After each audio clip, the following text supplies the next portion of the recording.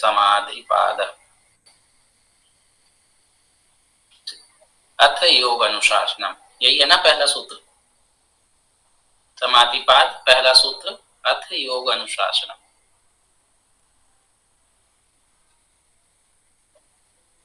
ये जो है मैंने अभी जो सत्यपति जी की जो व्यास भाष्य है योग दर्शनम, वो अभी ओपन किया हुआ है। शुरू के जो सूत्र हैं उनको इन्हीं से समझते हैं, क्योंकि ये जो है आपका जो ब्रॉड पर्सपेक्टिव है ना, जैसे कि योग में जो चित्त भूमियों की बात आती है, उन सब के बारे में अभी जो है इसी में डिटेल डिस्क्रिप्शन में मिलेगा। ठीक है, तो इससे जो है एक बैकग्राउंड तैयार हो जाएगा कि हम आगे जो है क्या पढ़ने वाले हैं। ठीक है,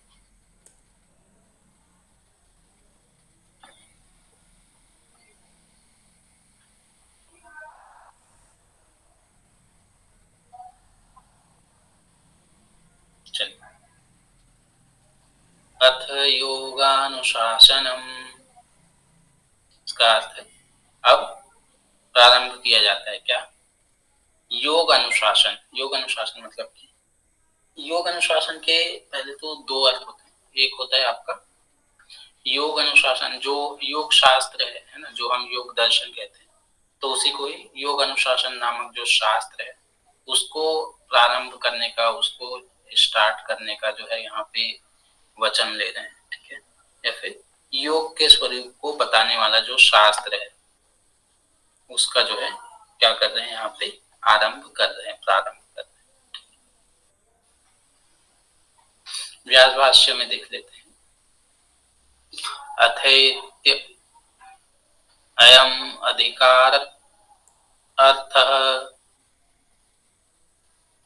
पहले क्या कह रहे हैं, जो अर्थ जो वर्ड है उसका क्या अर्थ है, अधिकारार्थ, मतलब अधिकार के संबंध में। ठीक है, और क्या है, ये जो शब्द है वो आरंभ में, जैसे कोई भी हम जब अगर आप कथा वगैरह सुना होगे तो उसमें जो है हम सुनते हैं कि जो मतलब कोई भी चैप्टर जब शुरू होता है तो उस टाइम पे जो है अर्थ वर्ड यूज होता है। जैसे यहाँ पे अथ प्रथमो अध्याय है ना, जैसे अगर सत्यनारायण की कथा चल रही है तो अथ अथ प्रथमो अध्याय मतलब कि स्टार्टिंग देना है ना, या फिर कोई भी चीज को अधिकृत एक तरीके से अधिकार के उसमें अधिकृत करने के टर्म में, या फिर कोई स्टार्टिंग करने के, मंगलाचरण उसको कहते हैं। ठीक है, तो उस अर्थ में योगानुशासनम शास्त्रम अधिकृतम वेदित्वम, ये जो योग अनुशासन नामक जो शास्त्र है उसको क्या किया जा रहा है, अधिकृत किया जा रहा है। ठीक है, अधिकृत मतलब स्टार्टिंग करने का, एक तरीके से वचनबद्ध हो रहे हैं ऐसा कह सकते हैं। ठीक है, प्रतिज्ञा लेना है ना, या फिर वचनबद्ध होना। ओके, तो योग अनुशासन नामक जो शास्त्र है उसको बताने के लिए क्या हो रहे हैं, वचनबद्ध हो रहे हैं। ठीक है, उसको अधिकृत करने के लिए। योग समाधि, व्यास भाष्य में या फिर जो पातंजल योग दर्शन है उसमें योग का अर्थ क्या है, समाधि है। ठीक है, तो अभी हम जो है योगा समाधि में नहीं जाते हैं, पहले थोड़ा सा ये देख लेते हैं अर्थ और अनुशासन का अर्थ। ठीक है, ये जो अर्थ वर्ड आया है, अर्थ का तो समझ गए आप कि जब हम कोई भी चीज को अधिकृत करते हैं है ना, या फिर उसको जो है हम स्टार्ट करने का जो है उसको जब हम प्रतिज्ञा करते हैं। ठीक है, कि मैं जो है इस शास्त्र का ज्ञान जो है अब देने जा रहा हूँ, इस तरीके से जब हम प्रतिज्ञा करते हैं, वचनबद्ध होते हैं है ना, तो या फिर उसको चर्चा करने के लिए कह लीजिए, तब भी जो है हम क्या कहते हैं कि, तो अर्थ का यहाँ पे ये अर्थ हुआ। ठीक है, कि नाउ वी आर स्टार्टिंग।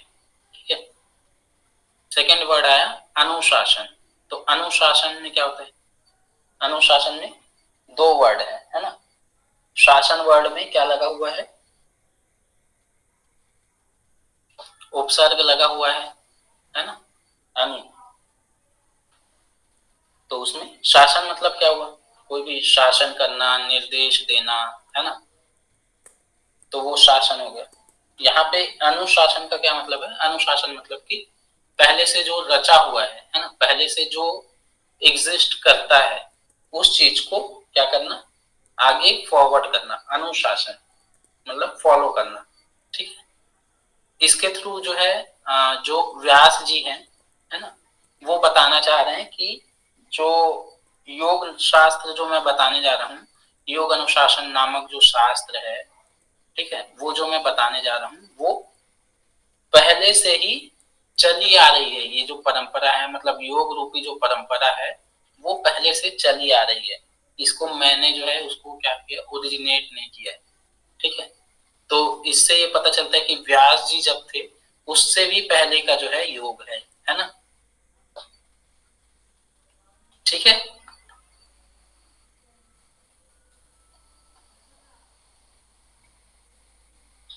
मतलब ये कह रहे हैं कि जो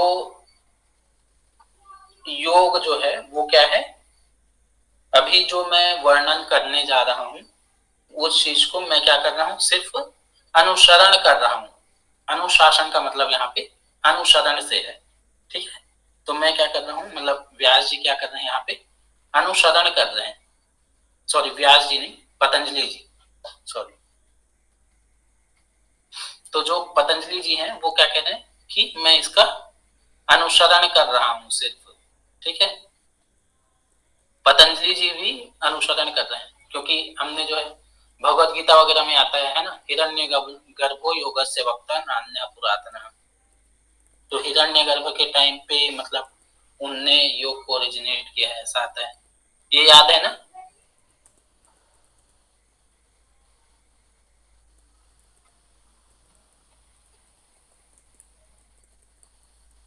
मेरी वॉइस आ रही है? हाँ सर, एकदम क्लियर आ रही है जी।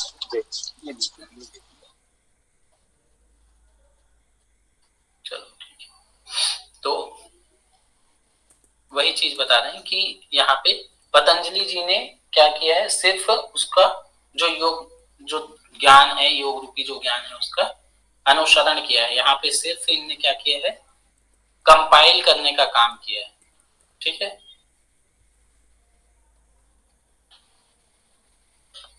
मंडल जी आपको समझ में आ रहा है?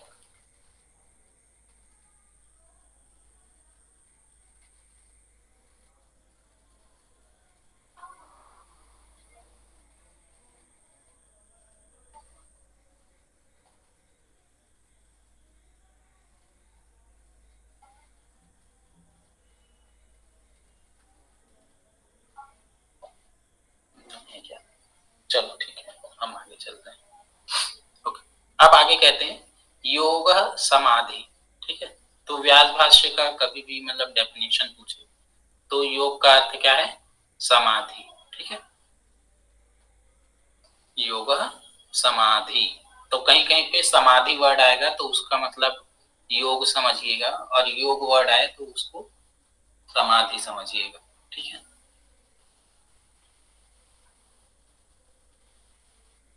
योग समाधि को कहते हैं, ठीक है। जो हम पढ़ते हैं ना, एक उत्पत्ति क्रम वाला जो आता है, योग जो है युज धातु से बना हुआ है, इस तरीके से हम जो पढ़ते हैं, युज धातु के जो है संस्कृत व्याकरण में 3 अर्थ होते हैं, ये याद है?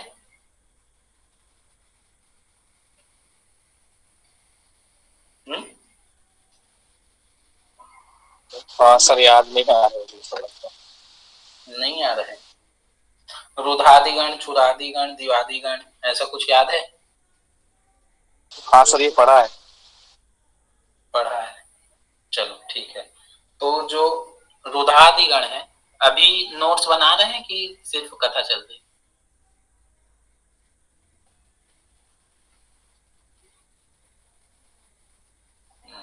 कथा ही चल रही, नहीं लेकिन सर, मैं थोड़ा बाहर आया था पर सुन रहा हूँ सर, प्रॉपर सुन रहा हूँ।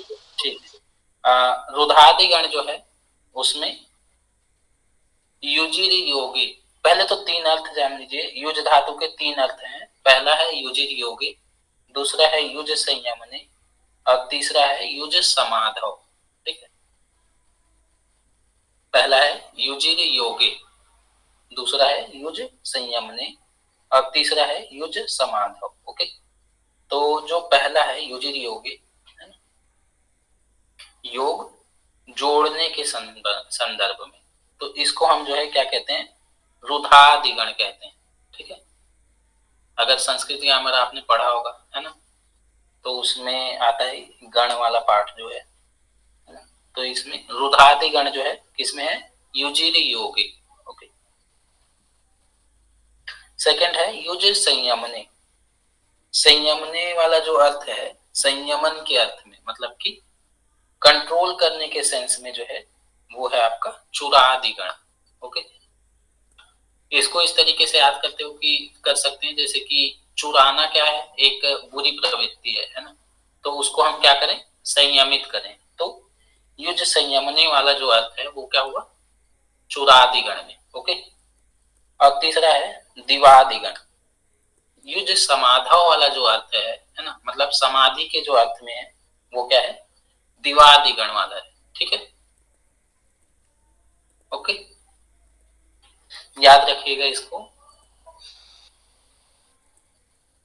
चलिए,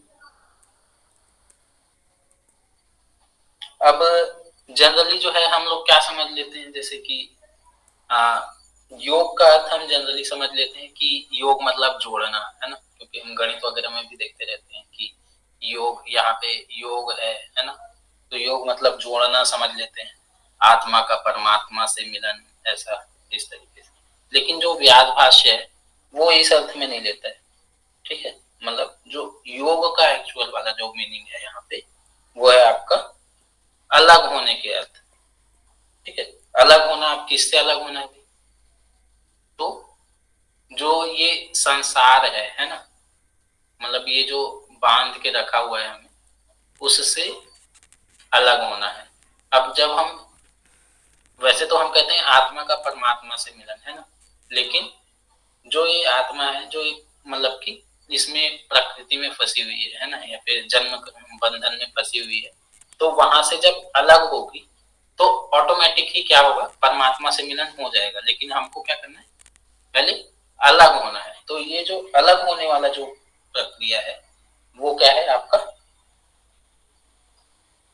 योग कहलाता है। ठीक है, जिसमें हम जो है मोक्ष, मुक्ति, है ना, या फिर एक जो हाईएस्ट वर्ड आता है इसमें योग की भाषा में, कैवल्य, तो उस अर्थ में जो है हम इसको लेते हैं। ओके,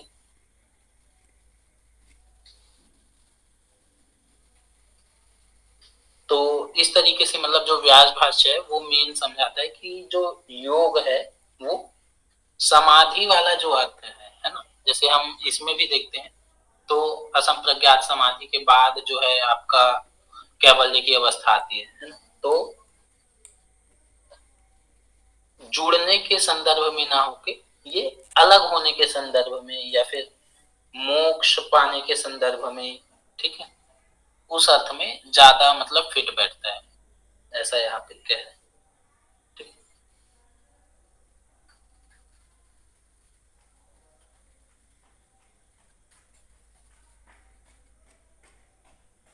चलिए अभी आगे देखते हैं समाधि शब्द का अर्थ। योगा समाधि का ना, तो समाधि शब्द का अर्थ देख लेते हैं। समाधि को अगर हम जो है सामान्य अर्थों में कहें, तो समाधि जो है समाधान, कोई भी मतलब समस्या का समाधान कह सकते हो सामान्य अर्थ में। लेकिन यहाँ पे समाधान का भी अर्थ सिंपल नहीं है। समाधान मतलब यहाँ पे मुक्ति किस तरीके से मिले, ऐसा उस अर्थ में समाधान। ठीक है, अब समाधान सिंपल वाला नहीं कि हाँ 1+1 2 ये समाधान हो गया, नहीं, ऐसा वाला नहीं चाहिए। यहाँ पे समाधान कैसा चाहिए, परमानेंट समाधान चाहिए, है ना। तो ये जो संसार सागर है उससे मुक्ति वाला जो समाधान है वो हमें चाहिए। ठीक है, तो जब हम उस अवस्था को प्राप्त होंगे तो वो क्या होगा, समाधि या समाधान उस अर्थ में, ठीक है। उस अवस्था को हम जो है समाधि कह रहे हैं, ठीक है।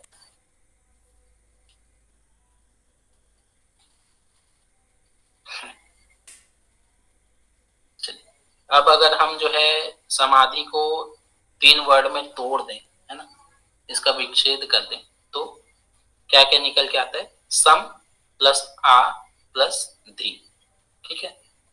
तो इसमें जो 3 वर्ड आए हैं उनका मीनिंग समझ लेते हैं। सम का मतलब हुआ सम्यक, ओके। सम्यक मतलब गुणात्मक रूप में, ठीक है। दूसरा है आ। आ जो वर्ड है वो आपका मात्रात्मक रूप में लिया जाता है, ठीक है। आ मतलब अधिक होना, ठीक है, मतलब क्वांटिटी के टर्म्स में। अधि मतलब धारण करना, मतलब चित्त को धारण करने के संबंध में, ठीक है। मतलब ये जो जब जो चित्त है वो सम और आ से युक्त हो जाए, मतलब कि गुण और मात्रा दोनों में जब इक्वल हो जाए, ठीक है, तो मतलब उसमें सम्यक हो जाए, बराबर हो जाए, तो वो जो है क्या होगा, समाधि की अवस्था कहलाएगी। जैसे हम जनरली देखते हैं कि कभी कभी मान लीजिए हमारे पास एक पर्टिकुलर अमाउंट ऑफ मनी है ना, तो हम क्या देखेंगे कि भाई चलो मेरे पास इतना ही पैसा है, तो मैं जो है आ, कोई अगर सामान खरीदने गए तो हम एक चीज देखते हैं कि हाँ मेरे को जो है सामान ज्यादा मात्रा में चाहिए, या लेकिन मैं जो है क्वालिटी में कॉम्प्रोमाइज कर सकता हूँ, मेरे को क्वांटिटी ज्यादा चाहिए। अगर अभी सिंपल टर्म में मैं समझाना चाहूँ तो जैसे हम नेट यूज करते हैं, है ना, हमारे पास 1.5 GB डेटा आता है, ठीक है। तो उस 1.5 GB डेटा में अगर हम यूट्यूब चला रहे हैं तो हम सोचते हैं कि चलो हम जो है क्वालिटी कंटेंट, मतलब कि जो है इसी में हम कम वीडियो देखेंगे लेकिन हाई क्वालिटी में देखेंगे, ठीक है। तो एक तरीके का हम यहाँ पे क्या कर रहे हैं, क्वांटिटी कम कर रहे हैं, क्वालिटी को बढ़ा रहे हैं, है ना। वही एक होगा जो कहेगा नहीं मेरे को जो है ज्यादा डेटा कंज्यूम, मतलब ज्यादा जो है कंटेंट कंज्यूम करना है, ठीक है। जैसे कि लेकिन मैं जो है कम रिजोल्यूशन में भी देख सकता हूँ, मतलब कि 240 पिक्सल्स में मैं जो है ज्यादा टाइम तक यूट्यूब चलाना प्रीफर करूंगा, तो वहां पे हम क्या कर रहे हैं, क्वालिटी को कॉम्प्रोमाइज कर रहे हैं, है ना। तो वो चीज, लेकिन जो समाधि की अवस्था है उसमें हम क्या रहते हैं, दोनों में इक्वल रहते हैं, ठीक है। मतलब कि ये तो एग्जाम्पल था, है ना, लेकिन उसमें जो है गुण और मात्रा का जो है हम क्या करते हैं, जो चित्त है उसमें गुण और जो मात्रा है वो इक्वल रूप में जो है जब विद्यमान रहे, तब हम जो है उसको क्या कहेंगे, समाधि कहेंगे, ठीक है। उसमें डिसबैलेंस नहीं होना चाहिए, ठीक है।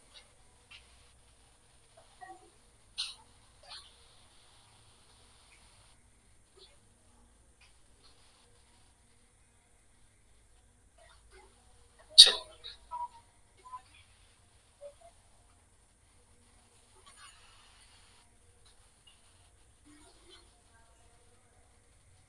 अब आगे कहते हैं सच सार्वभौम चित्तस्य धर्मः, मतलब ये जो समाधि है वो क्या है, सब तरीके से चित्त का धर्म है, ठीक है। यह जो है मतलब कि एक तो इसका ये अर्थ निकलता है कि जो समाधि है वो शरीर का धर्म नहीं है, किसका धर्म है, चित्त का धर्म है, ठीक है। मतलब कि अब चूंकि ये कह रहा है चित्त का धर्म है, तो ये जो है चित्त की सभी भूमियों में विद्यमान रहेगा, ठीक है। समाधि जो है वो चित्त की सभी भूमियों में विद्यमान रहता है, ओके। सच सार्वभौम चित्तस्य धर्म, ओके।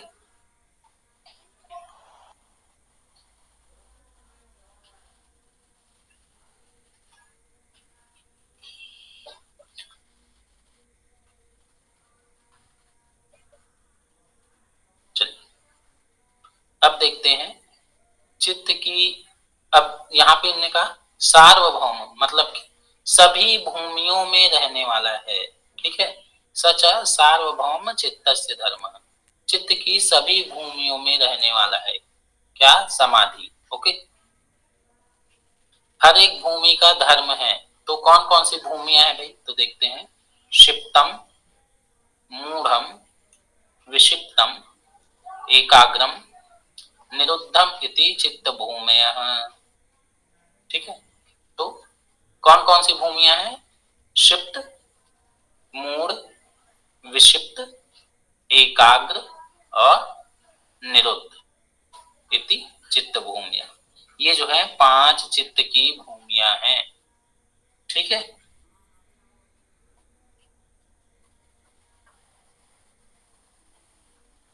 इसको जो है डिटेल में हम जो है सेकंड सूत्र में समझेंगे। इसका सीक्वेंस जरूर याद रखिएगा, ठीक है।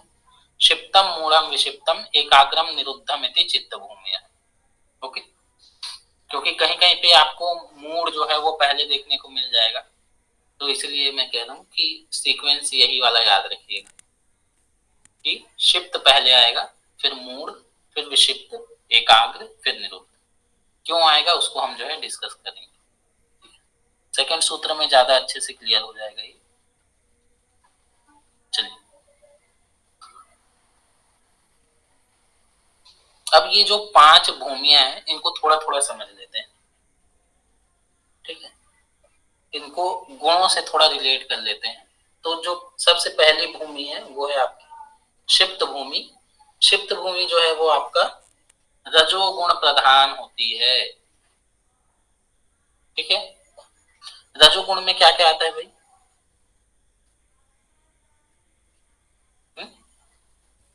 आलस्य, प्रमाद। अरे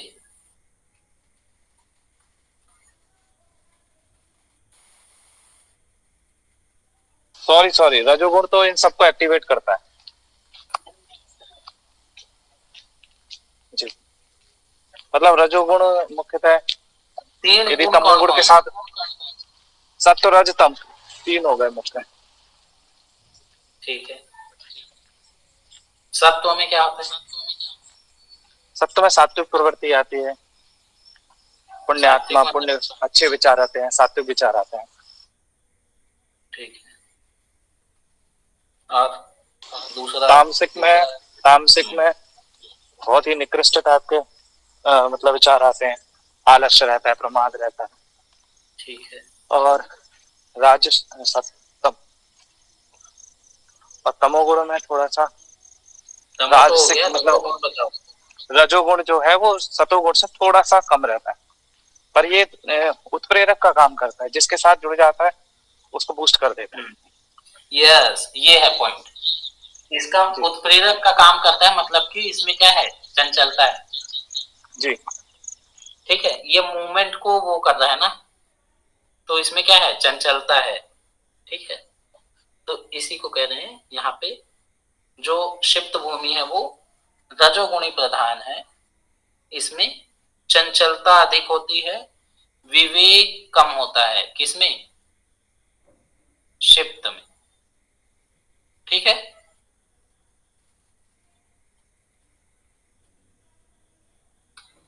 अब याद रहेगा, क्षिप्त में रजोगुण प्रधान होता है, जो कि जी याद है वैसे। चंचलता का परिचायक है, ठीक है। और विवेक जो है वो सबसे कम रहेगा, न्यून रहेगा। ओके,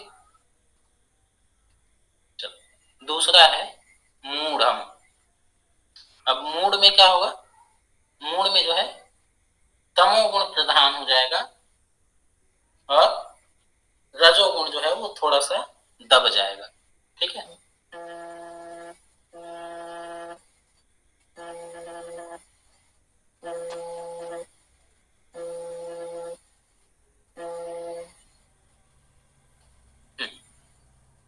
तो जो मूड है ना, उसमें क्या हो गया?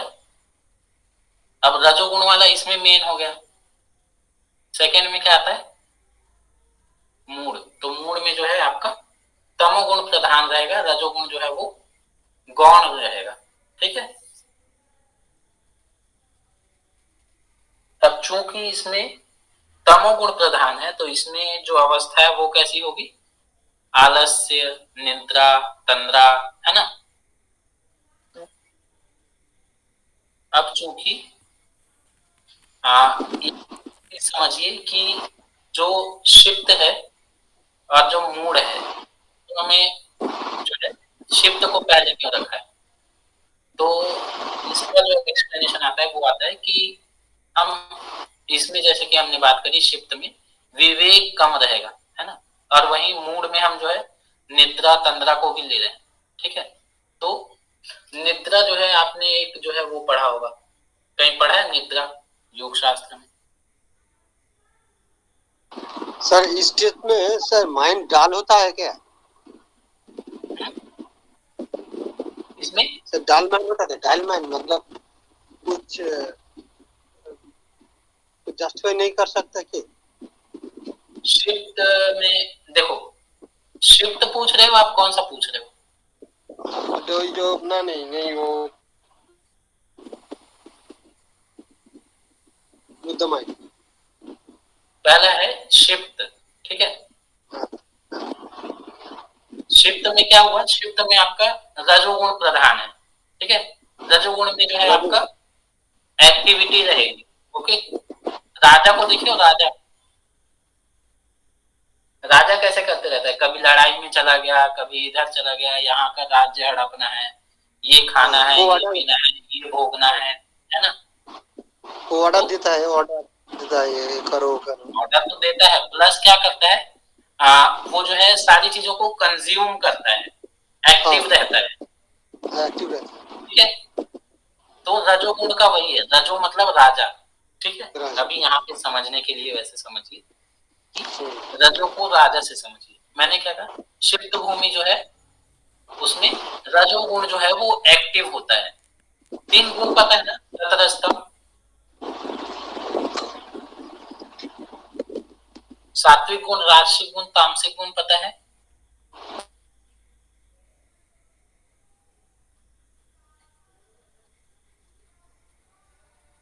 हेलो,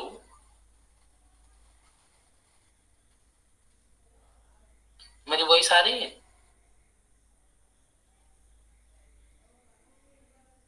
हाँ सर आ रही। निमय जी हैं क्लास में? हाँ सर। तो सतरस्तम पता है? नहीं सर। सात्विक, राजसिक और तामसिक गुण नहीं पता? हाँ सर। योग में हम जो है 3 गुणों की बात करते हैं ना। हाँ, सत्व रज तमो। यस। तो उसमें क्या होता है, are you aware of that? What is sattvic, what is rajasic and what is tamasic? तमोगुण मतलब जो उसका लाइफस्टाइल ठीक नहीं है। तमोगुण मतलब लेजीनेस। ठीक है।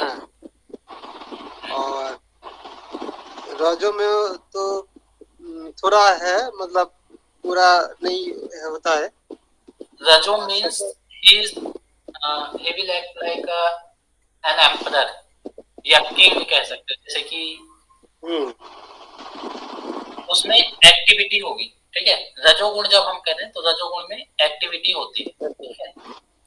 जैसे मैंने अभी एग्जांपल दिया कि जो राजा होता है वो क्या करता है, उसके आसपास जो है नृत्य चलते रहता है ना, डांस वगैरह चलते रहता है ना। वो जो है आपका ड्रिंक कर रहा है या फिर कभी जो है लड़ाई में जा रहा है, किसी राज्य को हड़पने के लिए जो है उसमें प्लान बना रहा है। ठीक है। ये क्या हुआ, राजसिक वाला गुण हुआ। ठीक है। क्लियर है राजसिक? और सात्विक वाला जो फर्स्ट टेल मी, राजसिक इज क्लियर?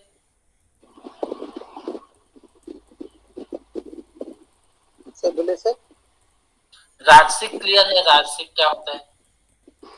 राशि मतलब वो क्लियर है कि नहीं?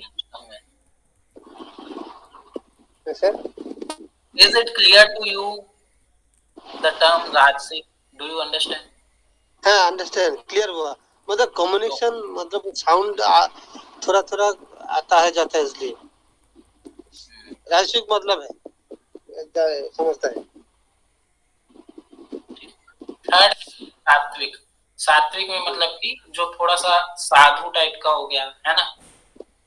वो नियम मानता है, मतलब रूल लेकर चलता है, आभार ठीक।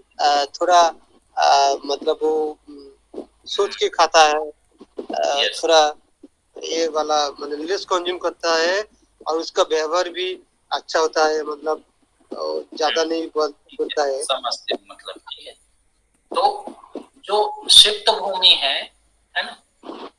आप समझिए, यहाँ पे 5 चीजें बता दी हैं, ठीक है? 5 बेसिस, ठीक है? जो चित्त है उसकी 5 भूमियां हैं, ओके? 5 लेवल्स कह लीजिए या फिर बेसिस कह लीजिए, ओके? 5 लेयर्स ऑफ चित्ता कह सकते हो आप। तो फर्स्ट लेयर है वो आपका शिफ्ट, ओके? शिफ्ट में क्या हो रहा है, हमारा रजोगुण जो है वो एक्टिव है, और तमोगुण जो है वो क्या है आपका, बेसिकली मतलब अवेलेबल है, और थर्ड जो है वो आपका जीरो कह सकते हो। वैसे वो भी रहता है, मतलब तीनों गुण तो रहते ही हैं, पर मेन इसमें जो है आपका जो रजोगुण है वो एक्टिव रहेगा, बाकी के जो दो हैं वो कैसे रहेंगे, गौण रहेंगे, ठीक है? मतलब रजोगुण जो है वो 50%, तमोगुण मान लीजिए इसमें 30%, और सतोगुण मान लीजिए 20%, ठीक है? तो ये हो गया आपका शिफ्ट वाला। अब मूड के कंडीशन में क्या होता है, मूड मूड वाले में अब तमोगुण सामने आ जाएगा, ठीक है? तो तमोगुण में मैंने अभी अभी बताया कि तमोगुण में क्या होता है, आलस्य, तंद्रा, निद्रा, है ना? तो निद्रा भी जो है क्या आता है, कहाँ पे पढ़े थे निद्रा?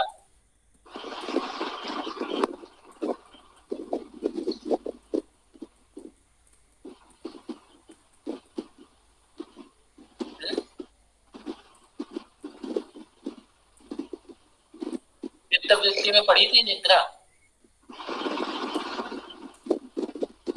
देव जी? हाँ जी सर। निद्रा क्या है योग की परिभाषा में? निद्रा या तुम्हारी वृत्ति, हाँ प्रमाण विपर्य विकल्प निद्रा स्मृतया वृत्तय, हाँ वृत्ति है। वृत्ति है ना? डेफिनेशन क्या है वृत्ति, निद्रा वृत्ति की?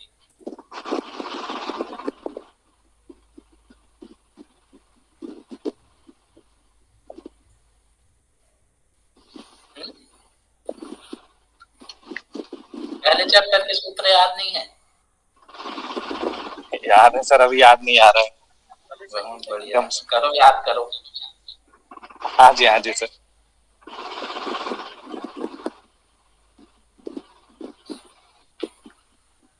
और कोई बता दो।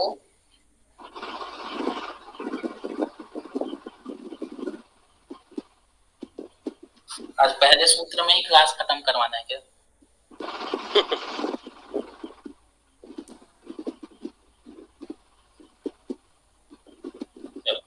बहुत टाइम लगा रहे हो। अभाव प्रत्यालंबना वृत्ति निद्रा,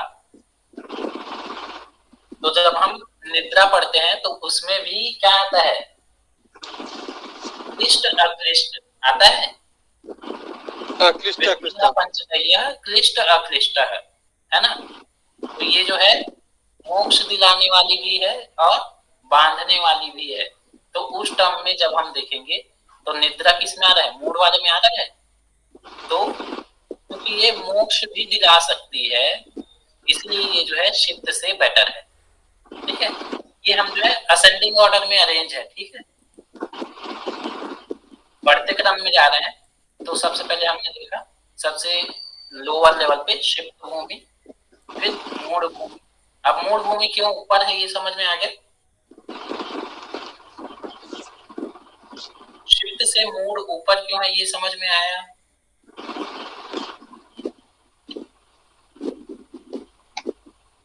क्योंकि निद्रा भी इसी में आती है ना। मूढ़ भूमि के अंतर्गत निद्रा आ रही है। ठीक है,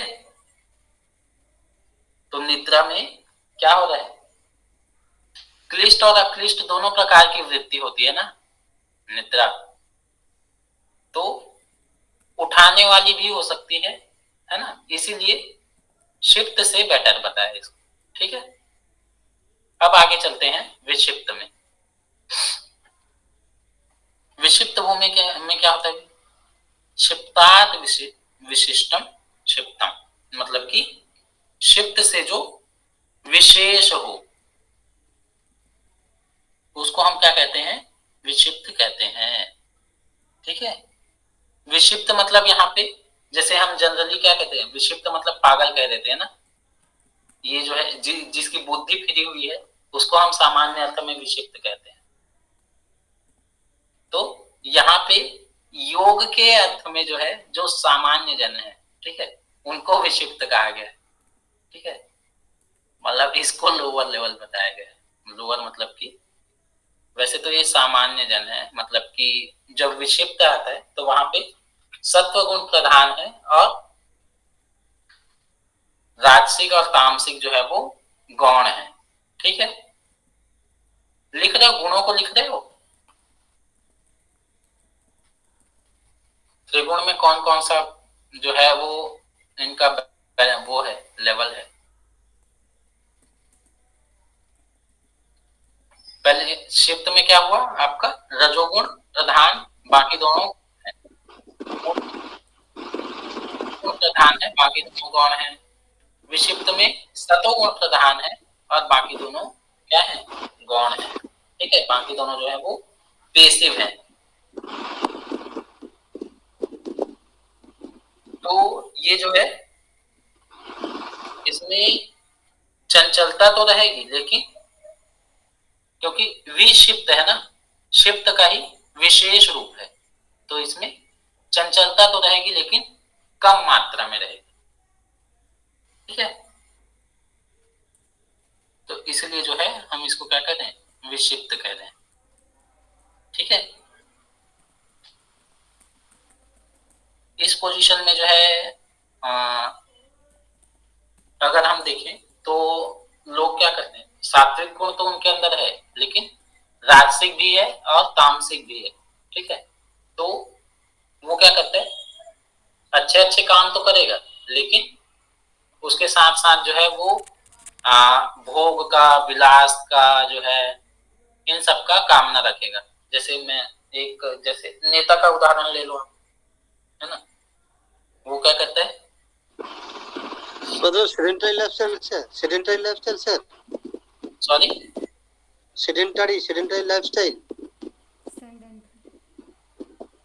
sorry you are not audible sir. वो सेडेंटरी लाइफस्टाइल जो मतलब कुछ नहीं, सेडेंटरी लाइफस्टाइल तो इसमें हो गया ना आपका सेकंड वाले में। अच्छा अच्छा अच्छा सेडेंटरी तो मूड में हो गया। अच्छा, अभी हम विक्षिप्त की बात कर रहे हैं।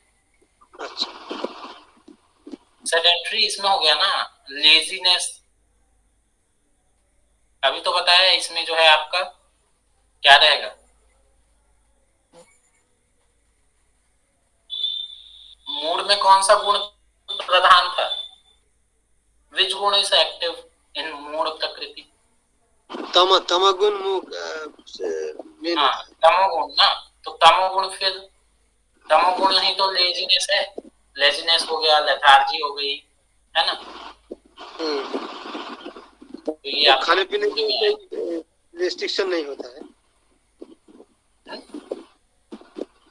सर, खाने पीने में कोई रिस्ट्रिक्शन नहीं होता। तो खाने पीने का बताता हूँ देखो, जो शिफ्ट है इसमें रजोगुण था, तो इसमें हम जो है थोड़ा सा स्पाइसी वाला जो है वो पसंद करते हैं, है ना।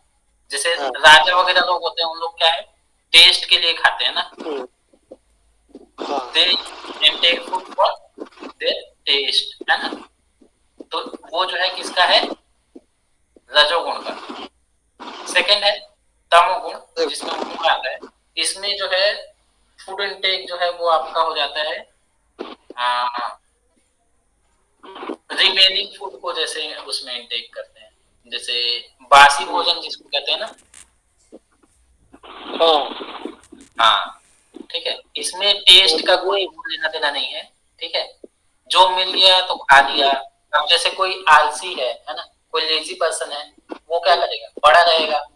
कुछ बचा है तो खा लो भाई, नहीं बचा है तो छोड़ो, रहने दो, नहीं खाते हैं। जब मिलेगा तो खाता है, जब मिलता है तो खाता है, जब मिलता है। हाँ, जब कोई अगर जहाँ मुंह में पे ला के मिलता है। डाल दिया तो फिर चबा लेंगे, ऐसा वाला कंडीशन है, हाँ। ठीक है। If someone feeds me, then I will have food. Otherwise, I am not interested.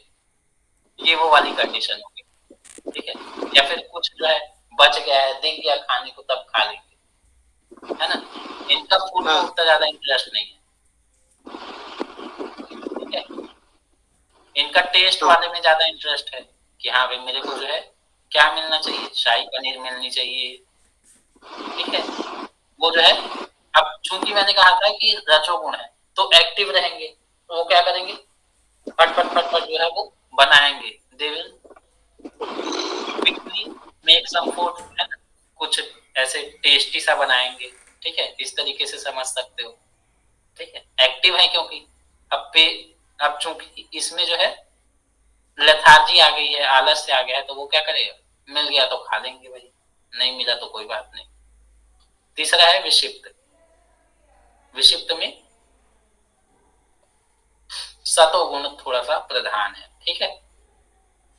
इनको जो है सामान्य लोगों की गिनती में रखा गया है, ठीक है। विक्षिप्त में सतोगुण प्रधान है, बाकी जो दो हैं, है ना, रजोगुण और तमोगुण, वो क्या है, पेसिव है।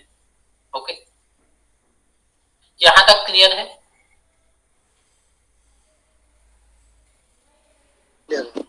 विक्षिप्त तक क्लियर है ना। अगला है एकाग्र। अगली भूमि है एकाग्र भूमि, ठीक है। तो एकाग्र में जो है सतोगुण प्रधान होता है, और अन्य जो है मतलब अन्य दो जो है वो क्या रहेंगे, वृत्ति मात्र, लेश मात्र, क्षण मात्र, बहुत छोटी मात्रा में, ठीक है। उसको हम कहते हैं एकाग्र भूमि, सर ठीक है। मतलब डिटरमाइंड होता है ना, डिटरमाइंड। डिटरमाइंड कह सकते हो इसमें, वो हिलना लेकिन नहीं। यहाँ पे हम क्योंकि हम स्पिरिचुअल वे में बात कर रहे हैं, है ना, अध्यात्म के उसमें बात कर रहे हैं, योग के उसमें बात कर रहे हैं, तो यहाँ पे गुणों के उससे बात कीजिए, तो इसमें सतोगुण की जो है मतलब अगर परसेंटेज में डिवाइड करूं तो मैं इसमें जो है आपका 80% आपका जो है सतोगुण है, और 10% जो है वो आपके क्या है, बाकी के दो हैं, ठीक है।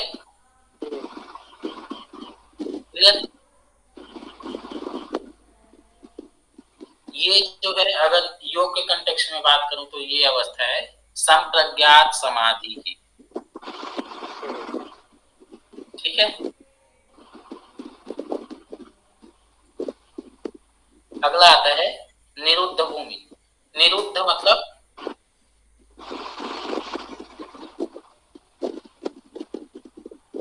सारी भी जो चीजें हैं, है ना, जितने भी गुण हैं वो सब क्या हो गए, ये परिणाम जो है वो क्या हो गए, रुद्ध हो गए हैं, रुक गए हैं, बंद हो गए हैं, ठीक है। मतलब कि जितने पहले के बने हैं वो तो रहे हैं, ठीक है, लेकिन अब बाह्य परिणाम मतलब कि जो आगे जो आने वाले हैं, है ना, मतलब अब से जो है वो नहीं बनेंगे, क्या नहीं बनेंगे, परिणाम नहीं बनेंगे, ठीक है। अब से जो कर्म होगा उनका जो है परिणाम नहीं बनेगा, उनका फल नहीं बनेगा, ठीक है।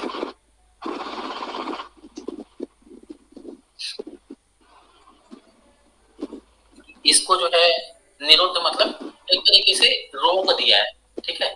जैसे जनरली क्या होता है, हम कर्म कर रहे हैं तो उसका फल बनते जाएगा, है ना। लेकिन अगर आप निरुद्ध अवस्था में पहुंच गए तो कर्म करोगे तो उसके आगे का फल नहीं बनेगा, ठीक है।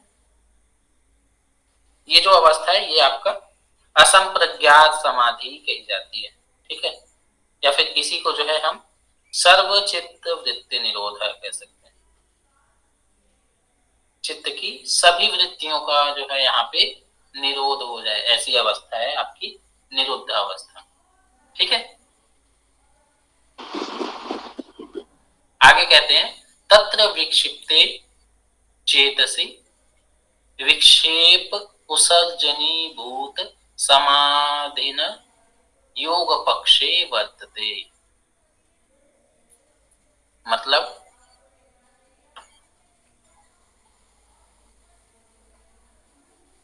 यहाँ मतलब कि ये कह रहे हैं कि जो विक्षिप्त भूमि है, ठीक है, वहां तक को हम क्या है योग पक्षे वर्तते, मतलब कि योग की भूमि नहीं मानते हैं, ठीक है। समाधि तो होती है लेकिन योग वाली जो समाधि है वो इसमें नहीं आएगी, ठीक है। जो विक्षिप्त भूमि है वहां पे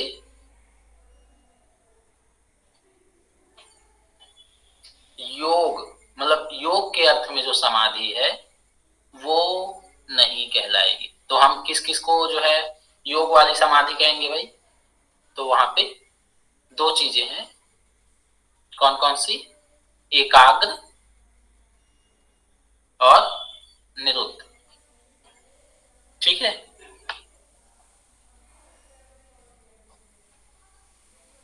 तो ये जो योग शास्त्र है वो क्या करता है, जो अब चूंकि इन्होंने कहा कि विक्षिप्त वाले को हम क्या कहते हैं,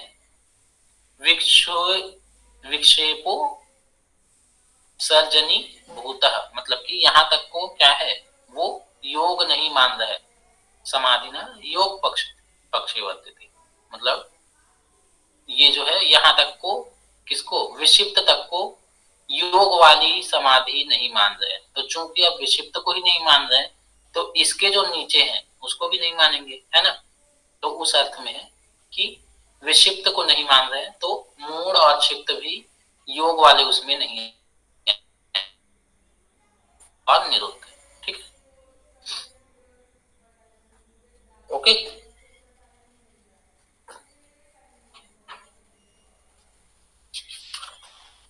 यहां तक क्लियर है।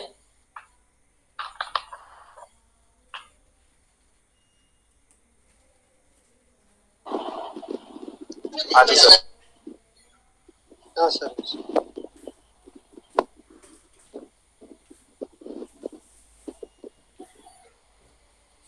मतलब कि जो विक्षिप्त चित्त है उसमें जो विक्षेप से जो नष्ट हुआ है ना, उसको हम जो है योग वाली समाधि नहीं कहेंगे, कह रहे हैं, ठीक है। आगे कहते हैं यस्व एकाग्रे चेतसी सत भूतमर्थम प्रोद्यति तद्रोद्यति शृणोति च क्लेशान कर्म बंधनानि शिथिल्यति, ठीक है। अब यहाँ पे क्या कहते हैं, अब उसके आगे क्या आता है, एकाग्र भूमि, है ना। तो जो एकाग्र भूमि है यस्तु एकाग्रे चेतसी, तो जो एकाग्र चित्त है उसके बारे में यहाँ पे कह रहे हैं, ये जो एकाग्र चित्त है वो क्या है, सद्भूतम अर्थ प्रोद्यति, प्रदोत्यति मतलब उसको जो है प्रकाशित करता है, किसको, क्षिणोति च क्लेशान, मतलब कि जो जो है जो क्या करता है, क्षिणोति च क्लेशान, क्लेश को क्या करता है क्षीण करता है, नष्ट करता है, ठीक है, कौन सा? एकाग्र भूमि, ठीक है। तो क्लेश को कौन खत्म कर रहा है? एकाग्र भूमि, ठीक है। क्लेश कौन कौन से हैं?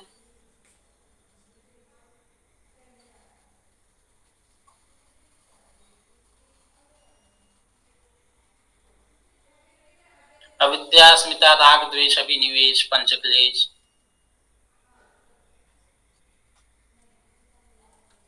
ठीक है। तो उनको जो है क्या करता है? क्षीण करता है, ठीक है। प्लस कर्म बंधनानि शिथिल्यति, ठीक है। मतलब कर्म बंधन में क्या करता है? शिथिलता लाता है, ढीला कर देता है कर्म बंधन को, ठीक है। ये किसका गुण है?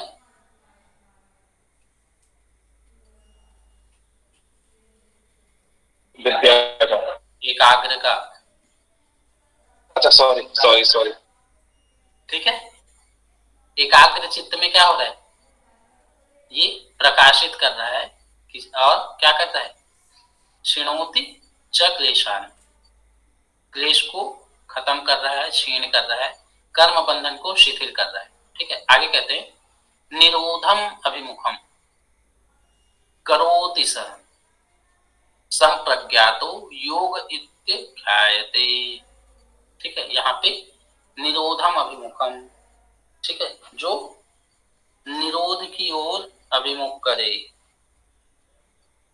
ठीक है, जो निरोध की ओर हमको आगे बढ़ाए या फिर निरोध की ओर अभिमुख करे या उसकी ओर लेके जाए, उसके योग्य बनाए, ठीक है। तो वो क्या है? संप्रज्ञातो योग इत्याख्यायते। अभी मैंने बताया था कि जो एकाग्र भूमि है उसी में हमें क्या मिलती है? संप्रज्ञात समाधि। देखो यहाँ पे योग लिखा है, संप्रज्ञातो योग, तो संप्रज्ञात समाधि की यहीं पे प्राप्ति होती है, ठीक है, ठीक है। अब आगे कहते हैं सच वितर्कानुगतो विचारानुगतो आनंदानुगतो अस्मितानुगत इति उपरिष्टा प्रवेदिष्यामः, ठीक है। इसके क्या है? चार अवस्थाएं हैं, चार भेद हैं, किसके? संप्रज्ञात योग के। उसके बारे में आगे डिस्कस करेंगे, ठीक है। कौन कौन से हैं? वितर्कानुगत, विचारानुगत, आनंदानुगत और अस्मितानुगत, ठीक है। ये इसकी चार अवस्थाएं हैं, किसकी? संप्रज्ञात की, ठीक है। आगे कहते हैं सर्ववृत्ते निरोधे तत् असंप्रज्ञातः समाधि। जब सर्ववृत्ति निरोध हो जाता है ना, तो क्या होता है? असंप्रज्ञात समाधि, ठीक है। इसलिए अगले सूत्र में क्या कहते हैं? योगश्चित्त वृत्ति निरोध,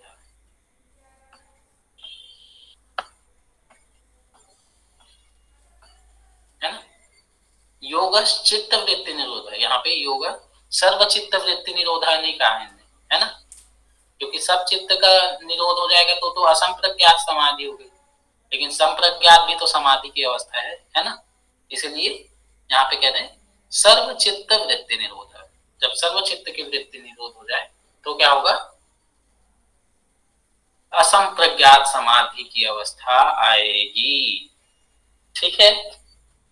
ये था हमारा पहला सूत्र। आज की क्लास यहीं तक रहेगी। यहां तक क्लियर हो गया ना? हाँ जी सर। इसको पूरा डिटेल में पढ़ा है, अब इसमें डाउट नहीं आना चाहिए। ठीक है सर।